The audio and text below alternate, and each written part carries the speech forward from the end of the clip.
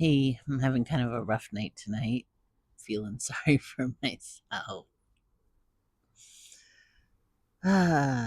Things are actually not too bad, but it just feels really difficult right now.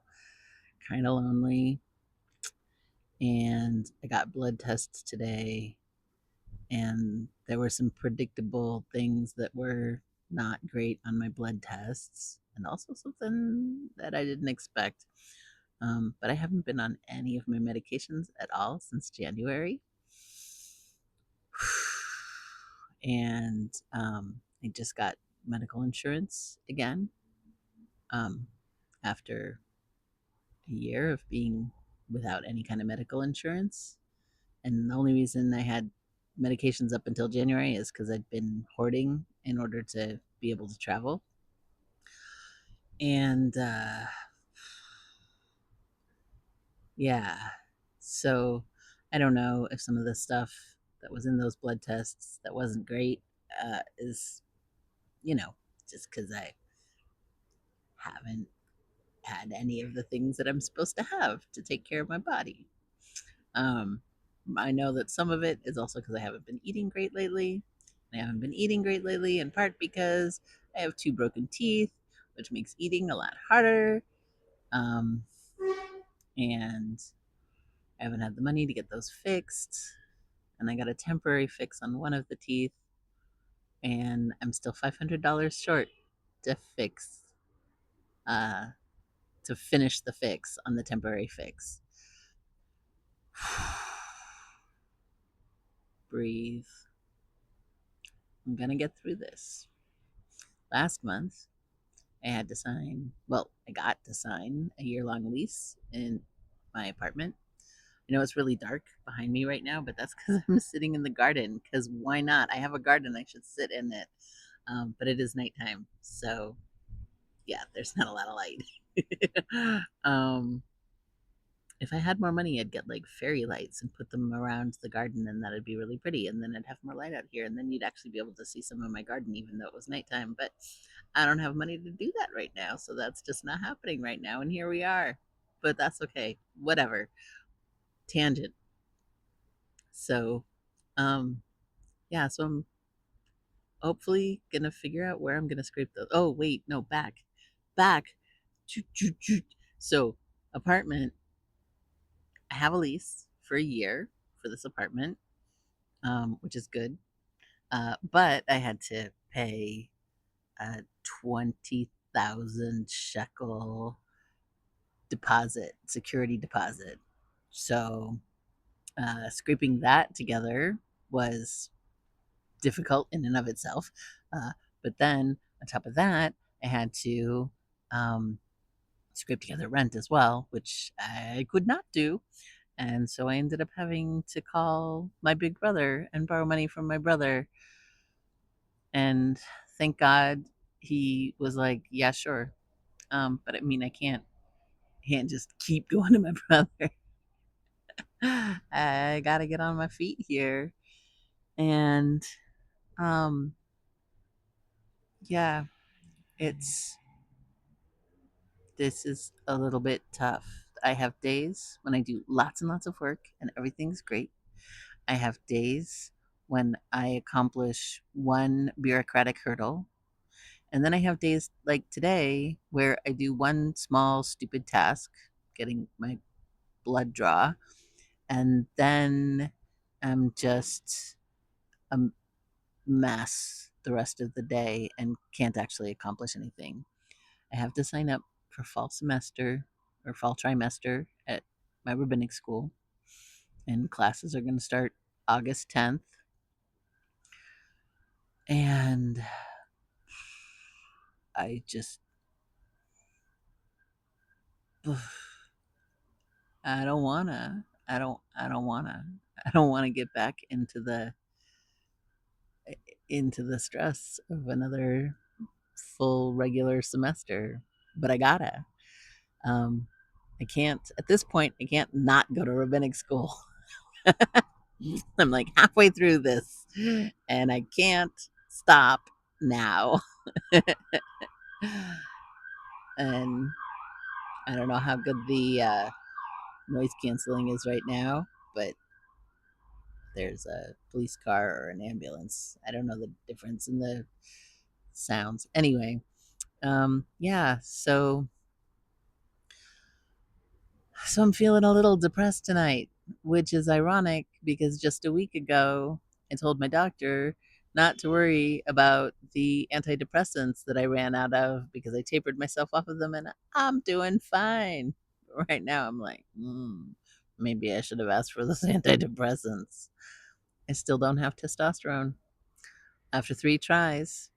Um, Still haven't gotten the correct testosterone uh, prescription. And now I have an appointment with an endocrinologist all the way in Tel Aviv um, on the 27th uh, at an actual LGBTQ clinic. So hopefully they'll be able to get it right. But so I just have to wait some more before I can get back on testosterone. And let me tell you, six months of no hormones. I had a full hysterectomy. I don't have anything that's, you know, making any of those kinds of hormones right now um, to be making up for the lack of the hormone replacement therapy. So, yeah, that's probably not helping my mood or my general health too much right now either. So, I feel like a big baby throwing myself on the floor and stomping and crying. Wah! Um, I know that once I get in with the right doctors who actually understand trans health, that then things will be fine. But right now, I'm having some challenges. And I know that once I get through every single one of these stupid little bureaucratic hurdles, which, holy cow, it's been 8 months. I'd like all the hurdles to be over already. Once I get through all these hurdles, then life will just move on. There will be other challenges. Excuse me, because life always has challenges. Life is full of challenges. Um, I wish that I wasn't working all by myself. I would like to be working alongside another person who is working on stuff with me that has common goals with me.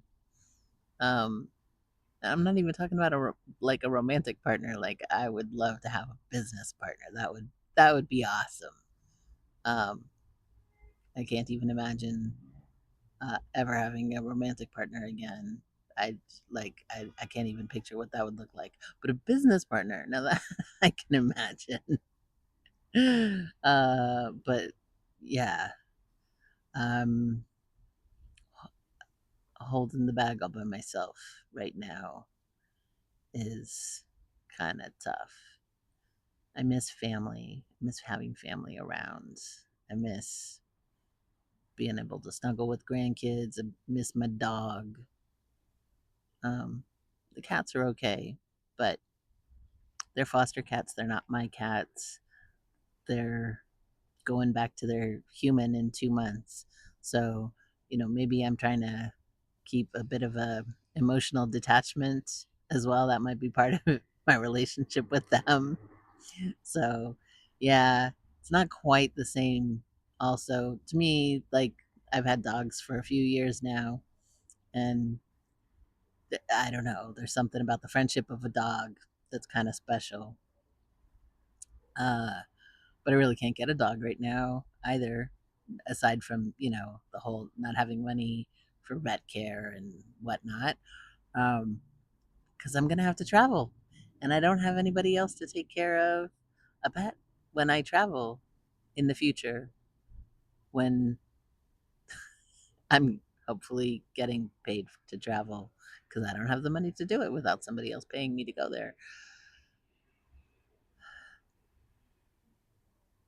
Yeah, I'm questioning everything. Everything. No, not everything. I'm not questioning going to rabbinic school. I'm doing the right thing going to rabbinic school.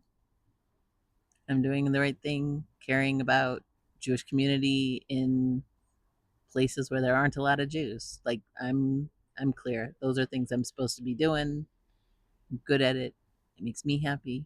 My work makes other people happy. It's good. I am questioning my ability to succeed at this and do it and not live in poverty for the rest of my life and not be a mess.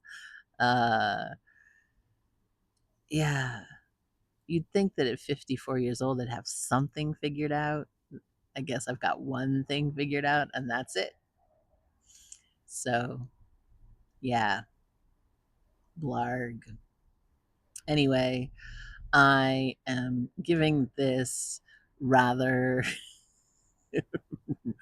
rather depressing update right now, uh because it has helped me a lot. In fact, it's helping me right now that some of the creators that I know of who are amazing and awesome and do all sorts of cool things, that they have been open about some of their struggles. Um, and, it helps me to know that that's normal. And so I'm putting back out into the world, even even people who are doing some neat stuff, traveling around the world, going to rabbinic school, teaching classes, uh, all the cool stuff that I'm doing, writing a book, actually writing a couple books. Um, yeah, all that cool stuff that I'm doing. I'm doing all that cool stuff and I'm a mess who can't adult write at 54. So, yeah, just saying, whatever struggles you're going through, strength to you, and you're not alone either. Um, I feel very alone right now, but I also know that I am not alone in this particular bucket. So, yeah. So let me end on a really positive note. Yesterday, I got to have dinner with Rabbi Menachem Creditor, who's one of my professors at Academy for Jewish Religion, and who's a really cool human being. Um, I had talked to him about this big project that I want to do that I'm kind of scared that I'm going to fail at, and what the heck am I doing? He agreed that it was very awesome. He does not think that I'm going to fail at it. And uh, agreed to be on the advisory board and help me get through these early stages of putting things together. And since I'm writing a book that's attached to that project, I had sent him the first two chapters and the outline of the book. And so we sat down and we talked about it. And one of the things about Rabbi Menachem Creditor is that he asks really deep questions. He asks amazing questions that really make you think, that really make you, um, you know, address stuff that needs to be addressed. Uh, and then I would answer, and then he would give me feedback, and we would go back and forth. And he left me with a lot to think about. Um, so that was really good. And I also got a hug, which I haven't gotten a whole lot of hugs lately, so it's nice to get a hug. Um, and yeah, so that was a good thing. I had a good thing happen this week, and I just realized I keep saying the word and. But I'll stop talking if I try to force myself not to say and again. So I will be posting in some form a few little excerpts of this book that I'm working on, and telling you more about the big project in time. Not quite yet, but pretty soon. Yeah. And uh, school. I will get back to school, like regular school, not just like what I'm doing this summer, which is the summer intensives at Pardes. That starts next week. Yay! I'm terrified. I'm terrified about being in class all day long, like actually with people, with humans in class all day long, all week long for 4 weeks in a row. I don't know how I'm going to handle that. We'll see. I think it's going to be a lot of fun. I'll report back. All right. Yalla.